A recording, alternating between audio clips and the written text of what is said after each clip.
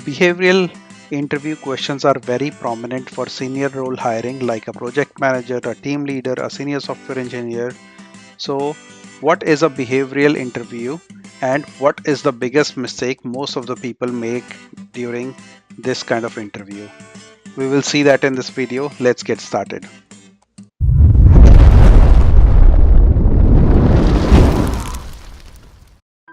Behavioral interview is an interviewing technique that focuses on assessing a candidate's past behavior.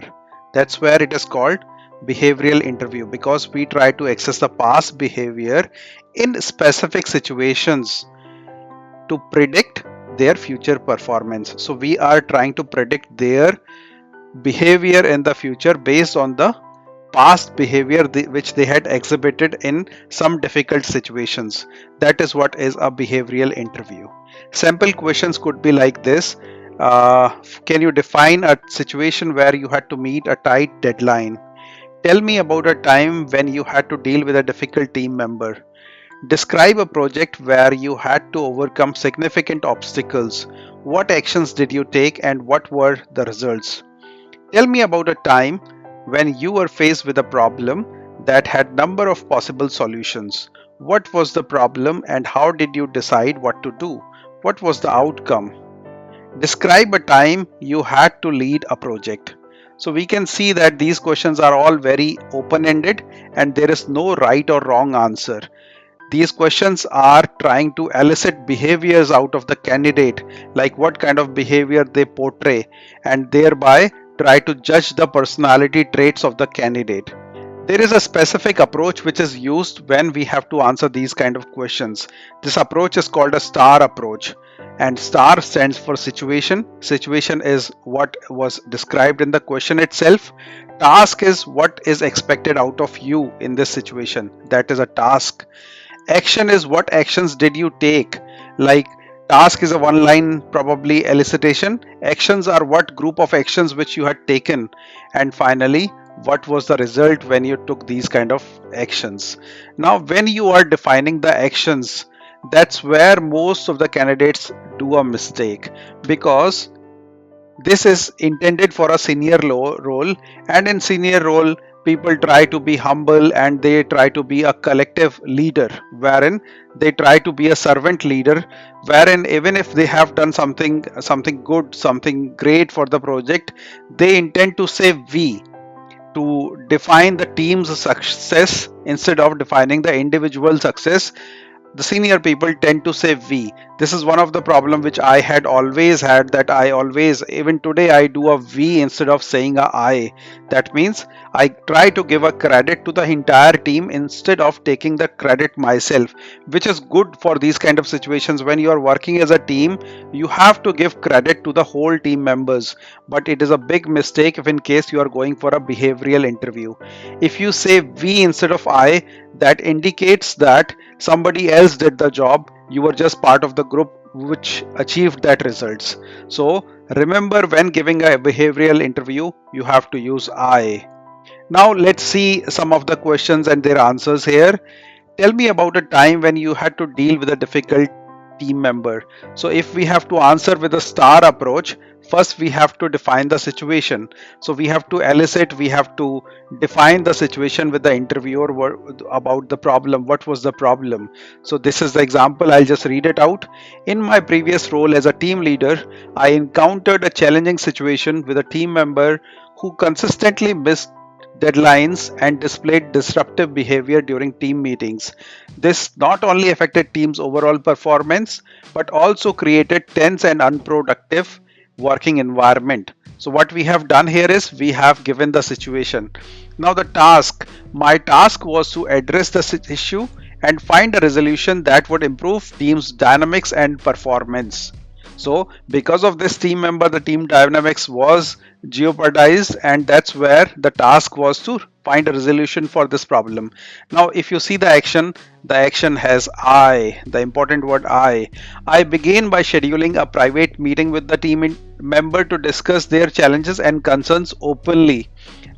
So here it is important that private meeting. So whenever we are dealing with a individual, you have to deal with him in private. You cannot tell things openly, blatantly in a group meeting. That would be considered very, very unethical and very, very bad for the project. It can be good in certain cases, but more often these kind of meetings should be conducted in private. So I began by scheduling a private meeting with a team member to discuss their challenges and concerns openly. I used active listening skills to understand their perspective, which means that I let the person open up, seeking to uncover the root cause of their behavior and performance issues. After identifying the underlying issues, I worked collaboratively with the team member to create a personalized improvement plan. This plan included clear performance expectations. So I set the expectation with the member that this is what I expect from you, additional support that which I am going to give you to meet this plan, and resources and a timeline for improvement. So it is like a very, very smart objective which has been set, which is smart objective means specific, measurable, achievable, realistic, and time bound. So smart objectives are specific, measurable, achievable, realistic, and time bound. So there is this kind of objective was set for this team member. This improvement plan was set for the team members. I also offered constructive feedback and suggestions for skill development to address the identified gaps.